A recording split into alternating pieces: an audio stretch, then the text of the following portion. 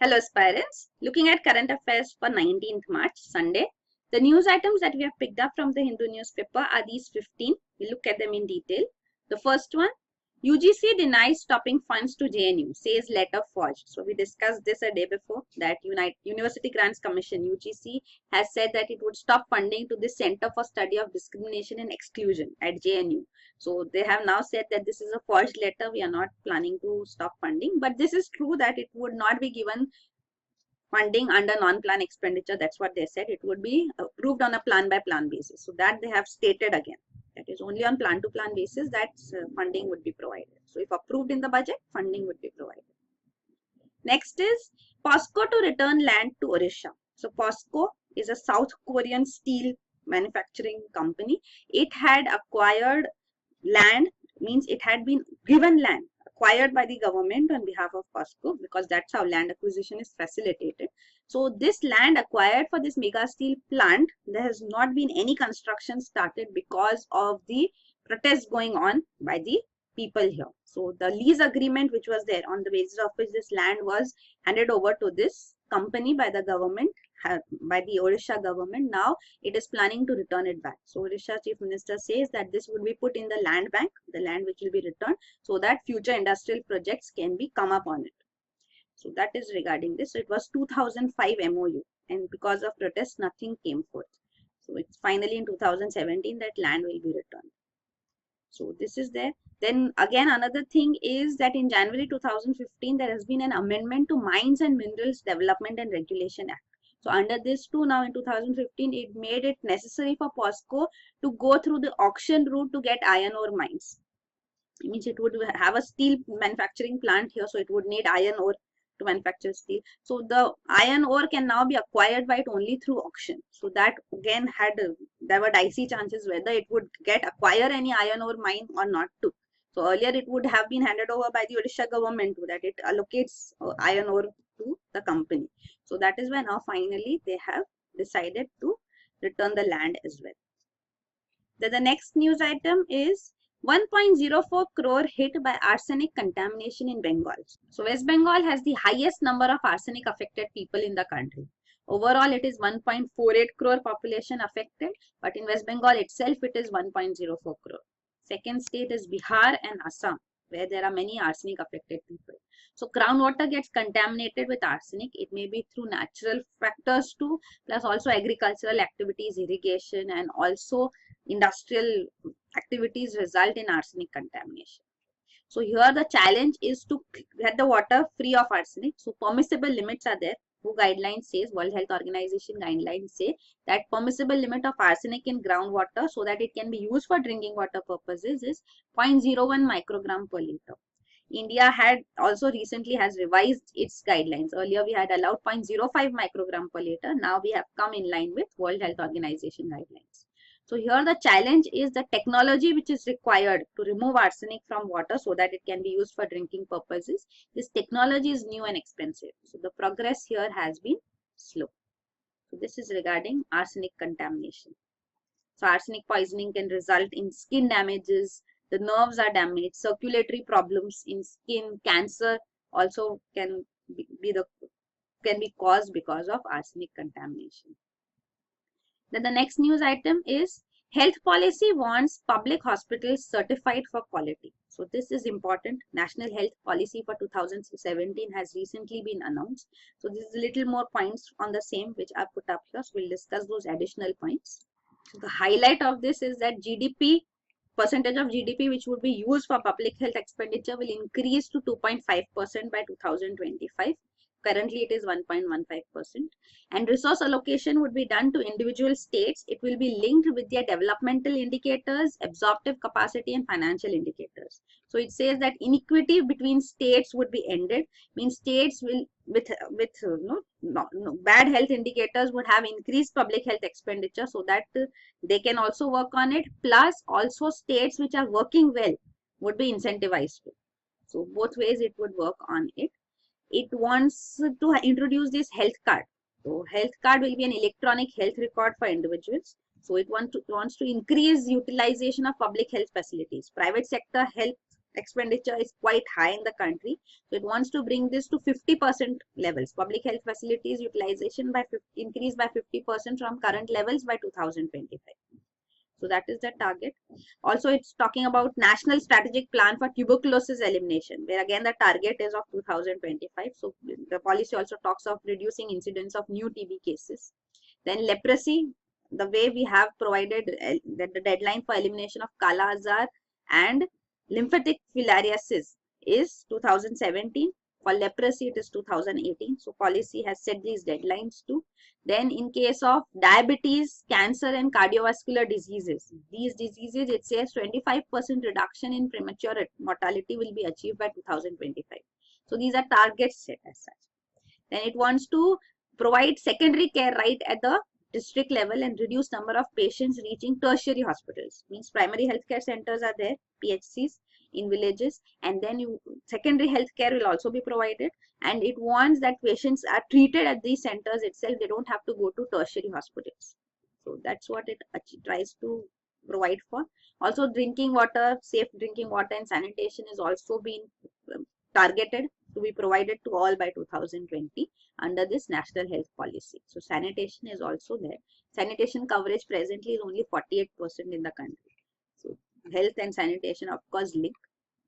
Then others, this we have already discussed, mortality rates being reduced, being targeted.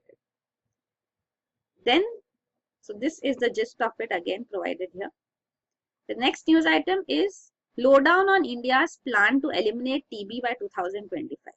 So in India, we have every year at least 2.8 million new cases of TB, and there are deaths of around 4,80,000 each year because of TB. So TB is a huge challenge for the country. We have our revised National Tuberculosis Control Program, which has treated 10 million patients, and the rate of decline of TB has been slow. So that is a challenge which we need to address. So universal access is important. Early diagnosis and treatment of the disease is very, very important. So that is the main target. So TB elimination requires TB incidence being reduced as well. So that is being targeted. You can see the targets put forth. 2025, we wish to eliminate TB, means there are only 3 cases per 1 lakh population. So we are nearing elimination. That is being targeted.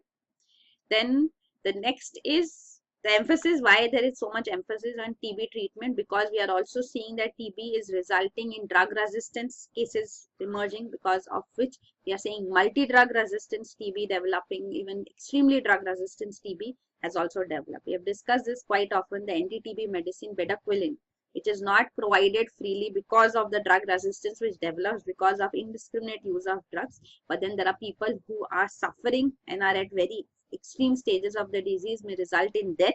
So providing them access to these drugs is also important. Even Supreme Court is involved in these matters. So these are the drugs. Bedaquiline, which we as the drug which we have, and also Supreme Court had demanded, it was Delhi High Court which had also asked the government to even acquire Delamanid, which is the next disease anti-TB medicine which has been developed after bedaquiline. So this can also be acquired under compassionate access program has been called for. So that is being there, that the ultimate impact of this national strategic plan will be transformational improvement in the end TB efforts of India. So it is planning to detect TB, treat it, prevent it, and build up on preventive measures being in place so that TB does not re-emerge. So this is a war against TB. So we want to eliminate it by 2025. Then the next news item is flexing nanotech to prevent steel corrosion. So these are a group of marine researchers from Kerala who have developed a nano material. So this is used as a coating on steel surfaces, which results in corrosion being reduced by at least 40%. So corrosion inhibition is possible through this, means nanotechnology is useful in these aspects too, that corrosion resistance can be brought in. So this is the coating here. Then next is sleeper T cells exposed. So HIV infected T cells actually live long because they cannot be easily discovered. So because of this, they cannot be cured too. So now the researchers have identified that there is a protein which sits on the surface of these dormant T cells, sleeping T cells. So once if that is exposed, then a cure can also be done. So that has been the research. The next is biological clocks. So scientists have now discovered how the world's oldest biological clocks function. So those are of the cyanobacteria. These are the first living organisms which could produce oxygen using photosynthesis. So how the biological clocks of these organisms work has been understood by refrigerating this bacteria and seeing the transition, stage to stage transition. So biological clock is the term which is used for internal physiological system. So how the track is kept by the body of time. So that is the biological clock. So you can see there are 4 characteristics of this biological clock, that it is endogenous, means it is organism's innate ability to maintain the periods of particular length in the biological functioning of the body. Then it is temperature independent. It has ability to be reset also. So that is there. If biological clock can be reset, then how the body functions, how we age, that is also affected by biological clocks. So that is about this. These are being understood now. Next is telescope upgrade to sniff out solar storms. So the GRAPES 3 experiment, which is there as part of the TFIR's Cosmic Ray Laboratory. So this is Tata Institute of Fundamental Research. So this is gamma ray astronomy PEV experiment. So this is in Ooty, located in Ooty. This is getting upgraded. So this upgrade will result in it being better equipped to detect solar storms. It had come in news in 2015 to when it had detected the effect of a solar storm which hit the earth. So solar storms do come and hit the surface of the earth, and it results in effect on the electronic equipment. So even transformers, it is said, would get affected because of these solar storms. So understanding solar storms and being able to detect that when they will reach the surface of the earth is very important, because once you know that, then you can switch off the system so that they don't get affected by solar storms. So that is what is being worked on here. So this upgrade would help in it better detecting the particles from the solar storm. The direction of the particles can also be detected. So this will help in it being able to measure the intensity of the particles too and predict solar storms when they hit the surface of the earth. So this is regarding that. So you can see when US is working on it. So if you know the time when plasma is part of this solar storm as such, reach the earth accurately, then preventive and protective measures can be put in place. You can see the step which needs to be taken is simply switch off the power lines.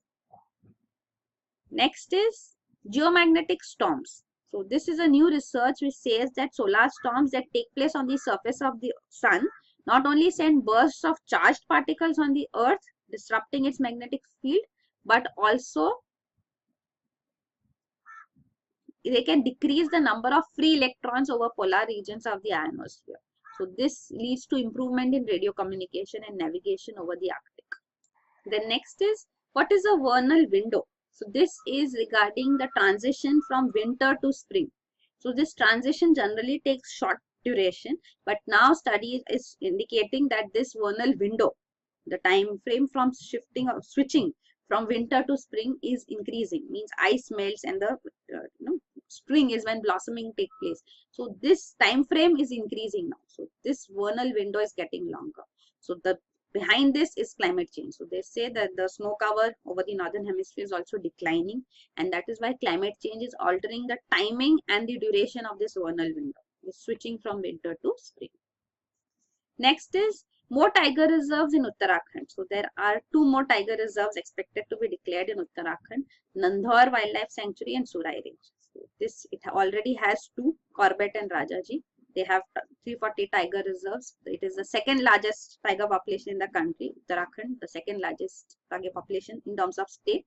Karnataka has the highest number of tigers in the country. We have seen this earlier too. This is again mentioned. So a revision. Next is bilateral exercise gives fresh push to India's strategic ties. So we have bilateral military exercises with many countries, and now presently too there are bilateral exercises going on with Nepal, Oman, Singapore and US. So they have just been concluded or going on. So this is an article on that.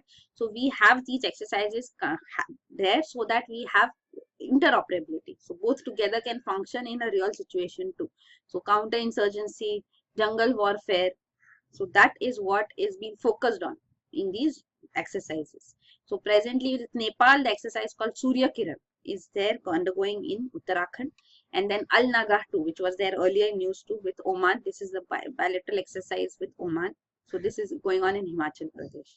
So it says Army has conducted exercises with 18 countries during the last 3 years, and in present year 2, Indian military personnel have attended training and courses in 34 countries. So we are working together with many countries here. So that is being highlighted. You can see Army's Para Special Force and US Army Special Forces are also having these joint exercises in Jodhpur conducted. Then there's this bold Kurukshetra exercise with Singapore. So this is an armored exercise going on in Babina fields in Uttar Pradesh. So these are being discussed here. Then the next news item is India's longest road tunnels all set to ease travel in Jammu and Kashmir. So India is building its longest road tunnel. So this is built on Jammu-Srinagar National Highway. So this trial run is going on now. So it's a 9.2 kilometer tube tunnel, part of the 286 kilometer 4-lane project, which is there. So this is in Jammu-Srinagar.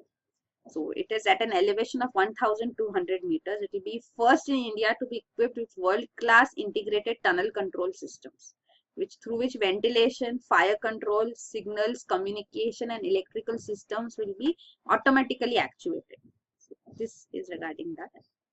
And the last news item is Ministry to grade Coal India mines. So Coal Controllers Organization, which is part of Coal Ministry, it has been tasked with grading and notifying the mines of Coal India Limited. So this will be, it's a monopoly. Coal India is a monopoly. So it's the present practices of internal grading by Coal India. Now this Coal Controller Organization will undertake grading. So it means there is a thrust on quality now. So there are many complaints on coal quality and grade mismatch by coal consumers in power and non-power sector. So now coal grading will be done by this body. So that is it. Thank you.